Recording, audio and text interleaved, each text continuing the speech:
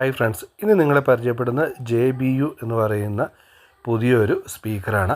അതായത് JBLൻ്റെ കോപ്പി പോലെ അവർ ചെയ്തു വന്നിരിക്കുന്നു. ഒറ്റ നോട്ടത്തിൽ നമുക്ക് JBL എന്ന് തോന്നുന്ന രീതിക്ക് വന്നിട്ടുള്ള ഒരു പുതിയൊരു 2 വേ സ്പീക്കർ ബോക്സാണ് ഇന്ന് പരിചയപ്പെടുന്നത്. അതായത് ഒരു ബഡ്ജറ്റൽ സെഗ്മെൻറ്റിലും എന്നാലും അത്യാവശ്യം നല്ലൊരു ക്വാളിറ്റി ആയിട്ടുള്ള ഒരു 2 വേ സ്പീക്കർ ബോക്സ്. നമ്മളിതിൽ ഓൾറെഡി ഇത് വെച്ചൊരു ബോക്സൊക്കെ ചെയ്ത് കൊടുത്തിട്ടുണ്ട്. അതുകൊണ്ട് തന്നെയാണ് നമ്മളിതൊന്ന് റിവ്യൂ ചെയ്യാമെന്ന് തന്നെ വിചാരിച്ചത്. ഇതിൻ്റെ ഫീച്ചേഴ്സ് കാര്യങ്ങളൊക്കെ ഇതിൻ്റെ അകത്ത് തന്നെ കൊടുത്തിട്ടുണ്ട്. എന്തായാലും നമുക്കിതൊന്ന് ഓപ്പൺ ചെയ്തിട്ട് ബാക്കിയുള്ള ഡീറ്റെയിലേക്ക് പോകാം.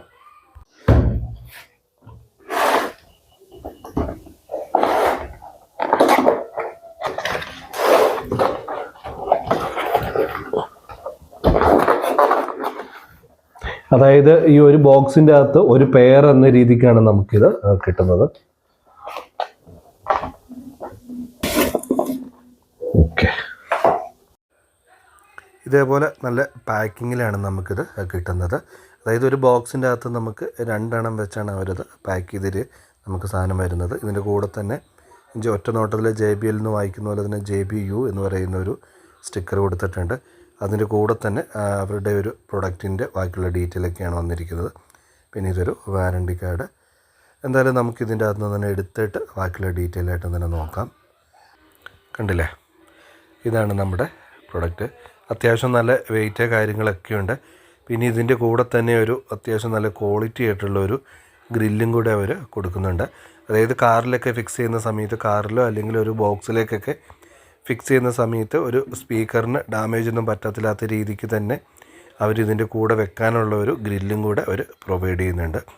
കാണുമ്പോൾ തന്നെ ഒരു ക്വാളിറ്റി ഫിനിഷിങ്ങിലാണ് ഇവർ ഡിസൈൻ ചെയ്തിരിക്കുന്നത്. ഇതൊരു ബ്രാൻഡ് എന്ന രീതിക്കല്ല, പക്ഷേ ഒരു ബജറ്റഡായിട്ട് നമുക്ക് ഉപയോഗിക്കാൻ പറ്റുന്ന ഒരു നല്ലൊരു സ്പീക്കർ എന്ന് തന്നെ പറയാം. കാരണം ഇത് 2 വേ ആയതുകൊണ്ട് തന്നെ നമുക്കൊരു സറൗണ്ട് സ്പീക്കറിനോ അതല്ലാതെ കാറിലൊക്കെ ഉപയോഗിക്കാൻ വേണ്ടിയാണ് അവരിത് ഡിസൈൻ ചെയ്തിരിക്കുന്നത്. രണ്ടും കൂടെ കയ്യിലെടുത്ത് നോക്കുമ്പോൾ അത്യാവശ്യം നല്ല വെയിറ്റ് കാര്യങ്ങളൊക്കെ ഉണ്ട്. പിന്നെ ഇതിൻ്റെ ക്വാളിറ്റിയിലേക്കൊക്കെ നോക്കുകയാണെങ്കിൽ ബിൽഡ് ക്വാളിറ്റിയൊക്കെ ആണെങ്കിലും തിരക്കേടില്ലാത്തൊരു ക്വാളിറ്റി കാര്യങ്ങളൊക്കെ ഉണ്ട്. ഒറ്റ നോട്ടത്തിൽ നല്ലൊരു പ്രീമിയം സ്പീക്കർ നമ്മൾ കിട്ടുന്ന പോലെ തന്നെയുള്ള ഡിസൈനിങ് കാര്യങ്ങളൊക്കെയാണ് അവരിത് ഇതിൻ്റെ അകത്ത് കൊടുത്തിരിക്കുന്നത്. പിന്നെ ഇതിൽ ഉപയോഗിച്ചിരിക്കുന്ന സ്പൈഡർ ആണെങ്കിലും അതേപോലെ തന്നെ ഇതിൻ്റെ ഗ്രില്ല്, പേപ്പർ കോണ് എല്ലാം നല്ലൊരു ക്വാളിറ്റി ഉള്ള രീതിക്ക് തന്നെയാണ് അവരിത് കൊടുത്തിരിക്കുന്നത്. ഞാനപ്പോൾ ഇത് ചെക്ക് ചെയ്തിട്ടൊക്കെ ആണെങ്കിലും നല്ലൊരു പെർഫോമൻസ് തന്നെ ഇതിൻ്റെ അകത്ത് തന്നെ നമുക്കിത് കിട്ടുന്നുണ്ട്.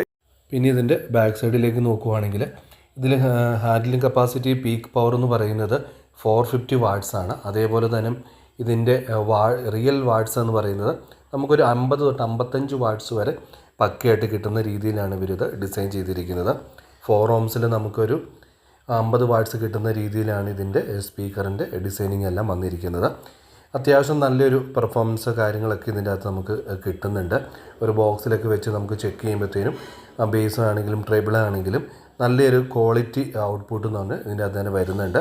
പിന്നെ രണ്ടും കൂടെ നമ്മൾ കയ്യിലെടുത്ത് നോക്കുമ്പോൾ തന്നെ നല്ലൊരു വെയിറ്റ് നമുക്ക് ഇതിൻ്റെ അകത്ത് തന്നെ കിട്ടുന്നുണ്ട്.